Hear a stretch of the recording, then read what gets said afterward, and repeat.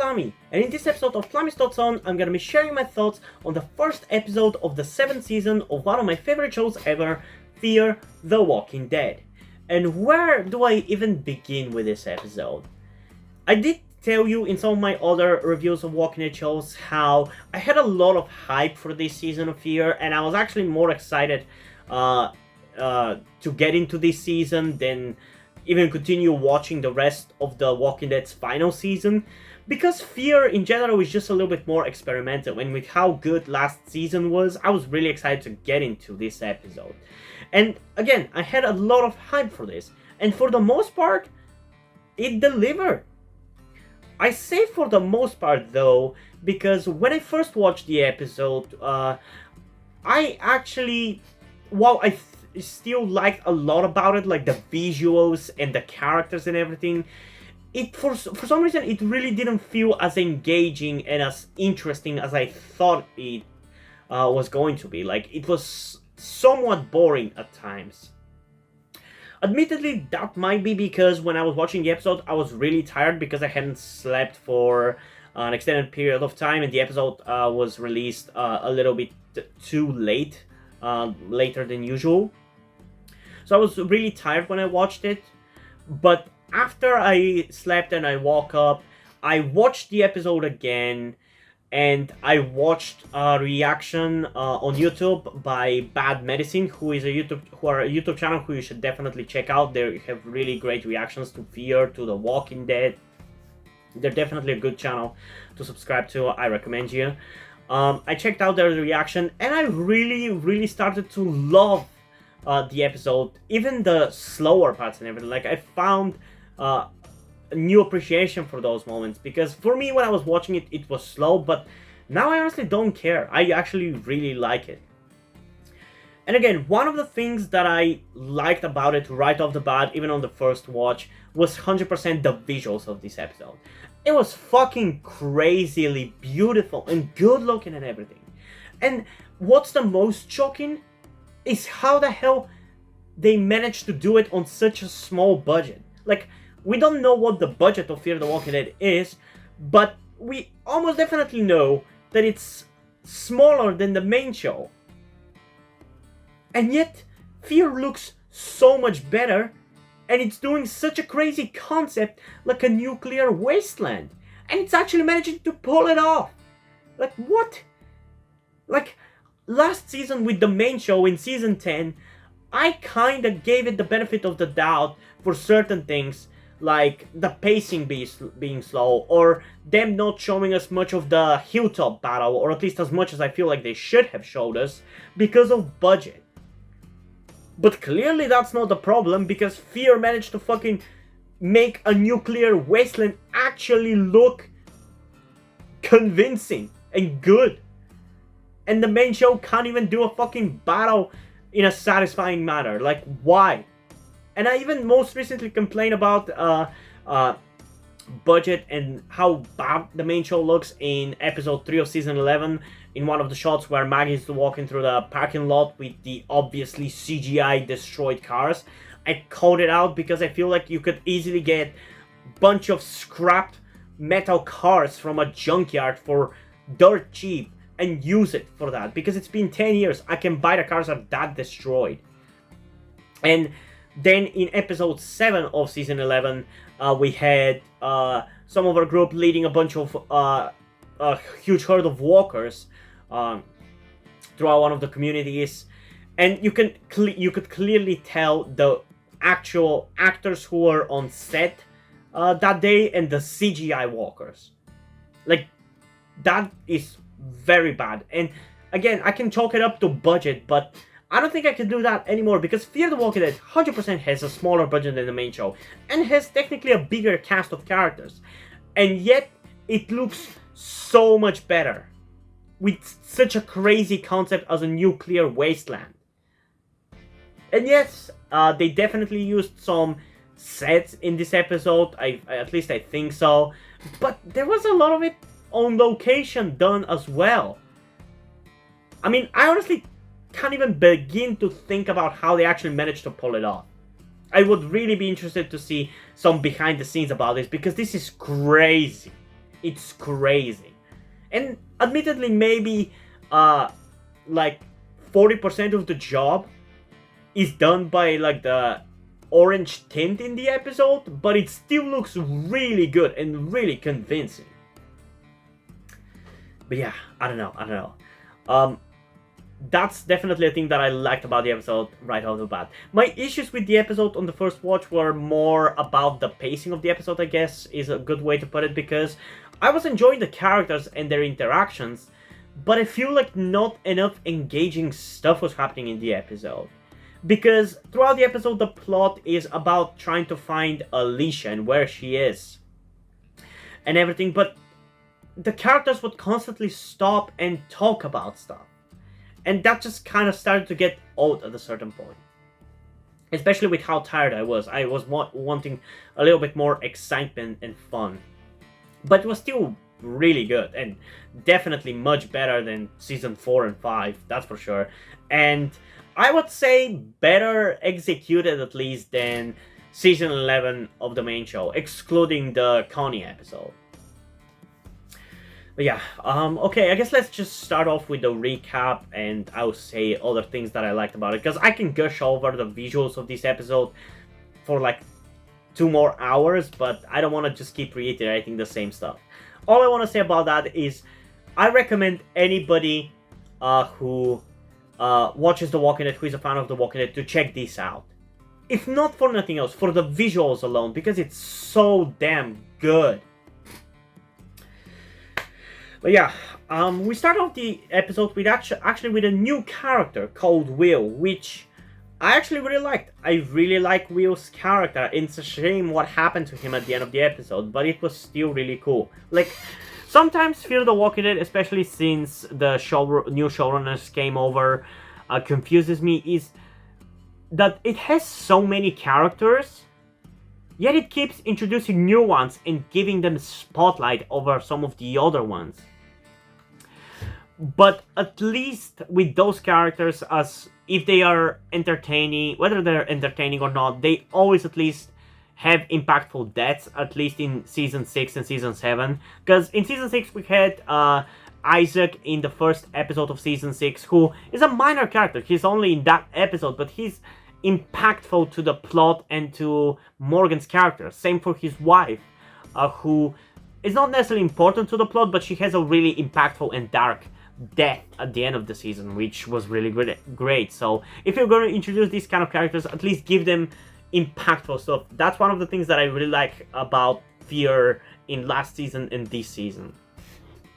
And this episode is actually very similar to the premiere of last season, in the sense that it introduces a new, really interesting character, and it has a very cool self-contained story that ends up telling us about the main character of the episode and starting their development for the season in a way. And obviously, the character introduced in the episode ends up dying by the end. It's very similar formula, which I hope they actually don't keep repeating for each season going forward, because as good as it is, it's gonna get old eventually. So don't overdo it, is what I'm trying to say. But yeah, we open up the episode with Will just surviving in the nuclear wasteland, which to me is actually really cool. It's a cool way to reintroduce us in the world of Fear the Walking Dead after the big event of last season, and seeing just random people who had not obvious connection to the plot and the events of last season having to deal with this shit. It's actually a really cool idea. And I like how it shows us like the whole opening, which was actually surprisingly long. It was like 5 or 6 minutes. Like the whole opening was that long, which shocked me how long it took actually. It showed him walking around and searching for supplies and killing walkers, who by the way were actually naked for some reason, which was also really cool to see. I really liked it. It was kind of refreshing to see some naked walkers, because The Walking Dead, like, I understand why they don't do that many naked walkers, because obviously it's cheaper to just have the walkers with long clothes everywhere, so you have to put less makeup on the actors. It's also kind of the reason why we don't really see many walkers with shorts or skirts or t-shirts and the like, because it's much easier to just have clothes cover as much as possible on the walkers' bodies, so they have to use the least makeup possible. But this kind of also plays into the thing about this season of Fear, of how they're actually managing to pull this shit off with such a smaller budget compared to the main show. So that was really cool to see. And I liked, again, I'm saying this for the time, but I liked how the opening showed us Will looking for supplies, seeing a walker eating a raccoon or something, and him killing the walker, but obviously not taking the raccoon because it was eaten by a walker, and it's not a good thing to do, and it's not a smart thing to do. But after walking around and keeping searching for supplies and not being able to find any, he obviously ends up stumbling upon that raccoon again, and he takes it and starts cooking it, which kind of causes him to break down because he has been pushed to the brink so much that he has to eat a fucking raccoon that was being eaten by walkers. It was a really beautiful opening sequence, in my opinion. I really liked it. Like, that on its own could be a short Walking Dead film. Like, this is the kind of shit that I imagine Tales of the Walking Dead is going to be like, at its best, at least. So that was really good. But as he starts to break down, a bunch of people in masks and suits protecting themselves from the radiation show up and start chasing him. He ends up stumbling and hits his head and faints. He ends up waking up at, I believe it was at the community, which we see in this episode, where he's forced to be showered to wash away the radiation or any particles that might be dangerous for anybody in the community and for Will himself. He gets new clothes and gets obviously cleaned up. And as he is going up the elevator to the leader of this community, as the elevator's doors open up, he ends up attacking the people who are taking him, which was a really cool moment to me because it's like something that every badass character... It was a cool way to show us that Will is actually a bit of a badass who knows how to survive, because this is a thing that anybody who has survived outside in the zombie apocalypse would know to do. Take any possible moment where people have got their guards down and escape if you don't trust them. But obviously, he doesn't end up escaping for long because he is confronted by the leader of the community, Strand, who, and this episode is actually pretty entertaining, although at times it's a little corny, but for the most part I'd say it works. He was actually pretty entertaining. Although I personally like Strand more when he's just a good guy who does bad stuff, not necessarily an outright villain, because it seems like going forward in this season he's gonna be an outright villain rather than just a good guy with some bad behavior. To me, that's just a little bit more compelling. It's more compelling, I guess, when he is more of a Negan character, like the way he is now, like an anti-hero, rather than what Negan used to be, because this episode actually has a lot of similarities or references to the main show and to old seasons of Fear as well. Like, again, as I said, it's very similar to the season 6 premiere. It has a lot of references, and I'm glad that they're continuing with those references and everything that I really loved about Season 6A. I actually didn't notice as many references in Season 6B. Maybe there has been, but I just didn't really catch them as much. Maybe I wasn't paying as much attention, but there was a lot of similarities in this one as well, which were mostly at the end of the episode, at least the ones that I caught. So I'm going to talk about them when we get there.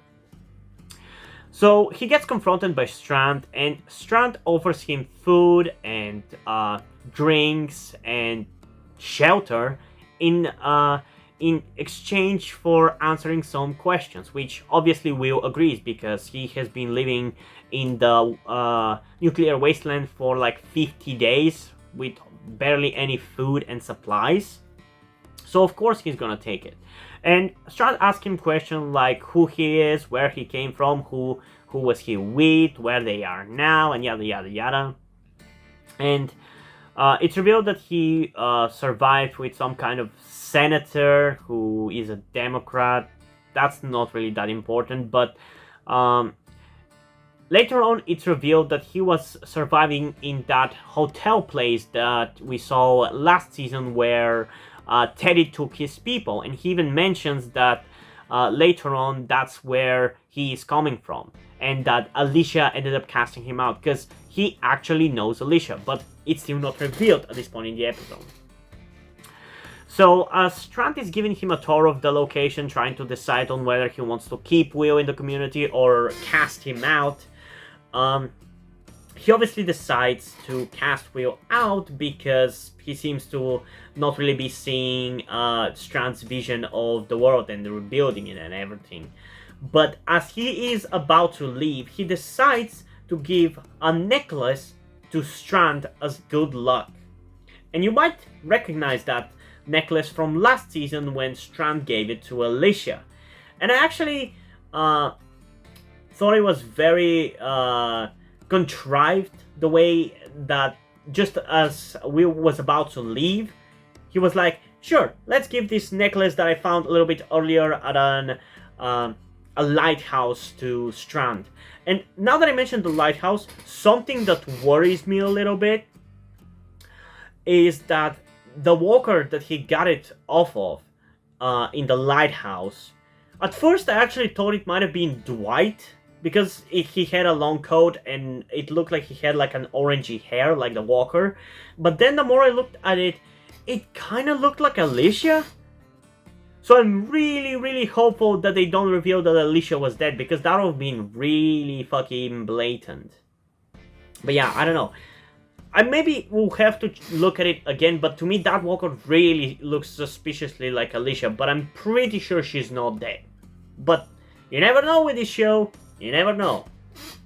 So I'm not gonna say one way or the other. But yeah, I thought it was a little contrived how Will just specifically decided to give Strand this necklace, which would make him stop him from leaving. But obviously it's revealed later on in the episode that Will intentionally gave him the necklace because he knew that Strand would recognize the necklace, because Will was actually part of Alicia's group, or at least the people Alicia was surviving with at that bunker. And Will had been told by Alicia about Strand and about the necklace and everything and all those stuff. So Strand asks for Will to take him where he found it. And they go, and we get to see a bunch more of the nuclear wasteland. A lot of the same that we saw before, but it's just so entertaining to see it. It's so good. It's like nothing we've ever seen before, so I really liked it. But as they were traveling, it starts raining, and because the rain is starting to raise up the radiation particles from everywhere, they have to find shelter somewhere, which just so happens to be where Will was staying in the beginning of the episode, the van, which is parked under a bridge or something. And again, it was really cool to see that place again. Like, they really did a good job with the sets and everything. It looks so good. So as they were staying underneath the bridge near the van, Strand sees a walker that was stripped of its clothes and mentions to Will and asks him whether this is the walker and the thing that Will mentioned earlier that some people seem to be doing. Because Will mentioned earlier that some people seem to be stripping the walkers down and taking their clothes and any supplies that they might have. And Will confirms that that is it, and he says that he actually calls them stalkers, which is really funny to me because I know about the existence of a certain video game called Stalker, Stalker, and in general the word stalker, I don't know if it's because of the game or not, but the word stalker is referred to, at least in like Urban Dictionary style, the word is referred to people who tend to live or just go to places like Chernobyl, which have dealt with nuclear fallout. So it's really funny to me that he caused those people who seem to be villainous and who seem to be stripping the walkers for clothes and resources and shit, stalkers. I'm pretty sure that was intentional by the writers. Like, they probably know about the game or have researched it and everything, but it was just like a nice little detail. And obviously, just as they talk about the stalkers decide to attack them and end up hurting Will in the leg, shooting him in the leg. And Strand and Will were taking two of Strand's men with him to protect him, obviously. But they die in dumb ways, eaten by zombies. Which I know people are gonna nitpick and criticize. Oh, how the fuck were not they able to deal with zombies biting them from behind? Well, I don't care. I'm not gonna nitpick the beautiful episode that this was over this little moment.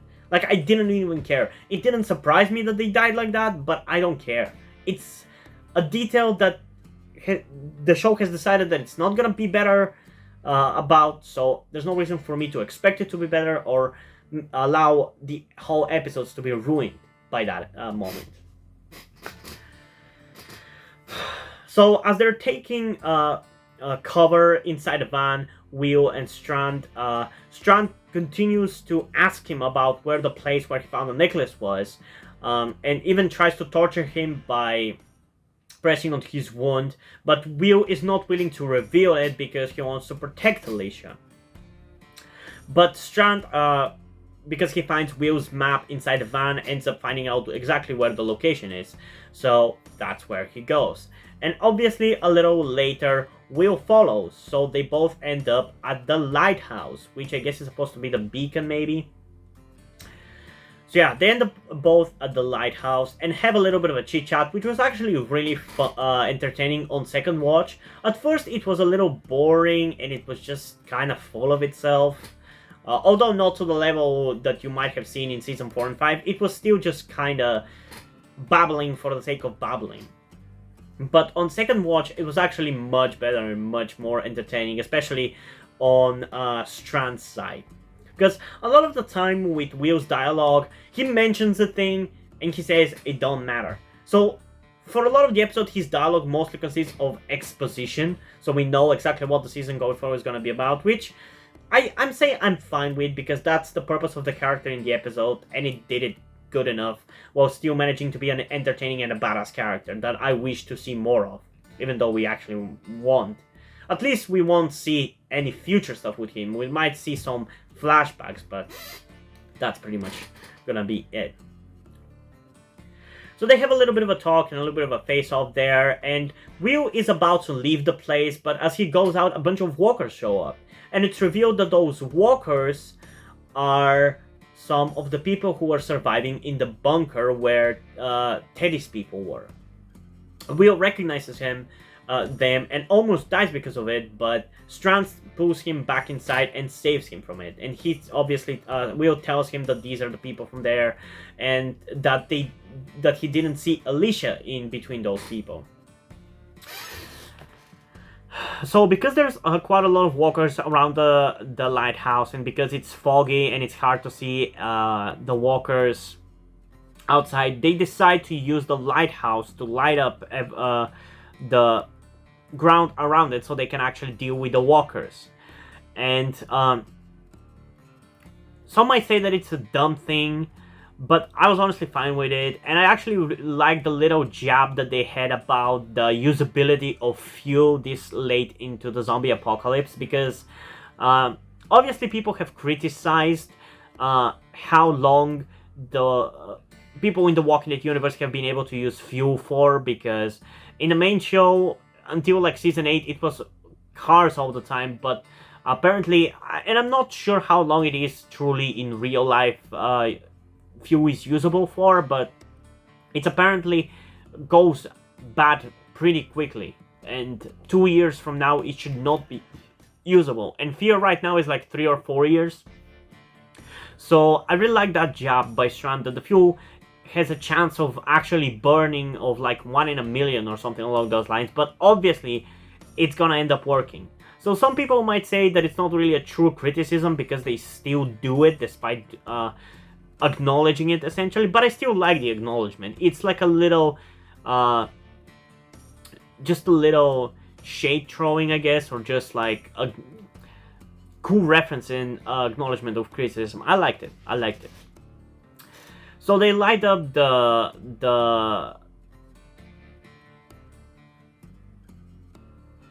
lighthouse, and Strand goes outside to kill walkers, but the lighthouse doesn't end up shining for quite long, so Will also goes down and ends up killing walkers, and they end up saving each other from the walkers, which makes them kind of bond, I guess. So they both decide to go back to Strand's place, and they actually also take the bulb from the lighthouse with them and end up using it in Strand's community.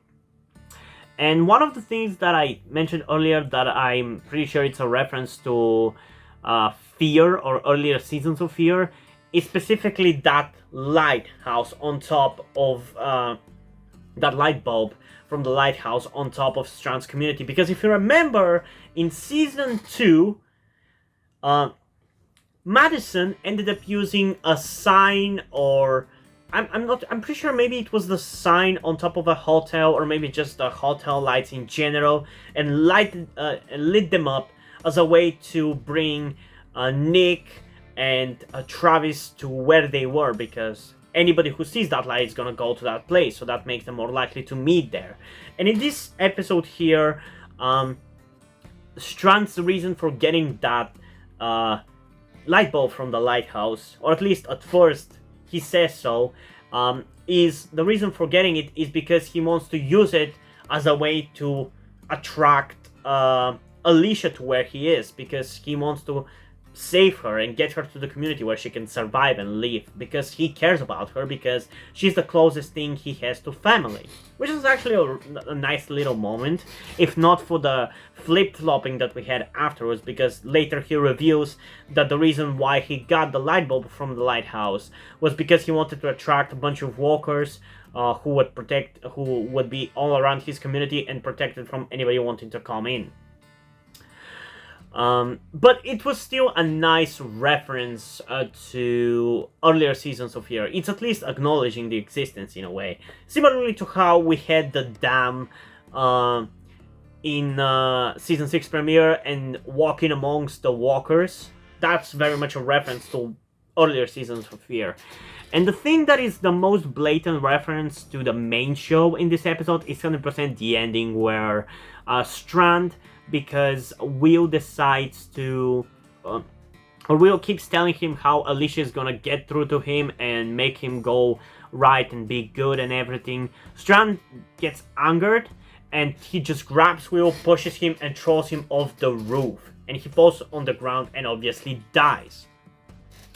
But when we see him on the ground, we see him in a shot that is very reminiscent of the way Glenn died, because it literally shows Will's hand twitching like this, similarly to how Glenn's hand was twitching when he was killed by Negan. And even they have Will's walker raising his head, and you can see the right side of his face being completely destroyed and his eye popping out. That is 100% a reference to the main show's season 7 premiere, which was actually a nice touch. I really liked it. If more of the main show and World Beyond were like this, I think it would be so much more fun, because for me, last season, these kind of references and little nods were like half the fun. So I'm glad that they're bringing them back and continuing with them. That was really fun to me.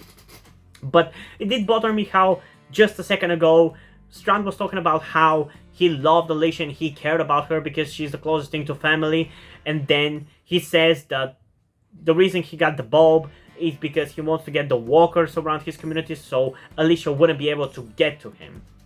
But we'll see how it's gonna go down later on in the season. But yeah, that's pretty much where the episode ends. So yeah, this was a really fun episode actually. Maybe definitely could have been a little bit more entertaining at times because it did start to drag in some moments, but overall it was a visual masterpiece. And it was a really good episode for Strand, and it really managed to introduce us to a new character and made us like them in one episode before killing them off. That was really good in my opinion. I really enjoyed it. It's definitely a little bit of a slower premiere compared to the Season 6 one, but it's honestly just as good, if not better for me. I still can't say which one of the two is gonna be better for me at the end of the day, because I would have to rewatch them after a while to be able to decide on that, but right now I really like this one. So in terms of a rating, because for World Beyond's most recent episode, which I watched before watching this episode, I gave it a 9.3 out of 10. For this one, I mean, honestly, for the visuals alone, I feel like I should give it a 10 out of 10. It was amazing how good it looked. And for visuals, it gets a 10 out of 10. But because at first watch, it was a little bit boring at times, I am gonna give this one a 9.6 out of 10. Which is still a really crazy high score, but it honestly deserves it. For the visuals alone, as I said. That's the thing that kind of blew me away about this episode. How good it actually looked. And yeah, I keep repeating it, but it just looked so fucking good. So yeah, I honestly can't wait to see more of this season, even more now, but yeah, I don't know. I'm really excited. I'm really excited where it's going to go. Right now, I just have no idea where the season is going to go, and I love that about it. I don't know what kind of villains we're gonna see going forward, or what kind of shit we're gonna deal with, but it's really fucking cool, and I'm really excited. So yeah, what did you guys think about this episode? Comment down below, and let's have a discussion about it. And before we end this video, I just want to give a huge shout out to currently my one and only patron on Patreon, Omari Bridgman. If you want to join that person in supporting me, you can do that both on Patreon and on another website called Ko-fi. And the biggest difference between the two websites, because I'm pretty sure you probably know about the existence of Patreon and what it is.